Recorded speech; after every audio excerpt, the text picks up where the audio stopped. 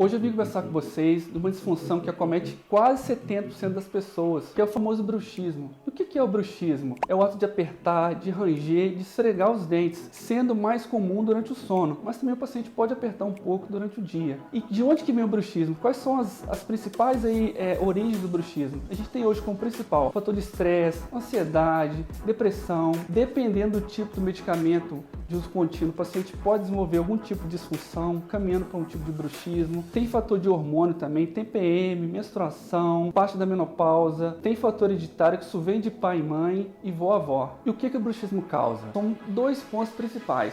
Primeiro, nível de dente. É muito comum o paciente ter algum tipo de fratura, trinca, desgaste do dente, então ficar apertando, esfregando o dente com o outro. E outro ponto importante é que geralmente os pacientes têm algum tipo de perda óssea, porque a pressão que o dente faz em cima do osso chega a ser quase 40 vezes mais do que a mastigação. Então o osso acaba cedendo em função dessa pressão toda que o dente faz nessa estrutura. O que normalmente os pacientes sentem? Normalmente algum tipo de dor de cabeça, que muitas vezes confunde até com uma enxaqueca. Outro ponto importante é que acaba deixando os dentes mais sensíveis, não só em função do desgaste, das fraturas e das trincas, mas também em função da retração gengival, porque a pressão que o dente faz em cima do osso, o osso acaba cedendo e a gengiva aí vai junto, a gengiva meio que acompanha o osso, aí expõe a raiz, caminhando para esse tipo de desconforto. Junto com isso, é muito comum o paciente sentir também estalos, zumbidos, barulho de areia aqui na região da base do ouvido, dor na musculatura de cabeça e pescoço, em função da hiperatividade da musculatura. Eu sou o Rafael,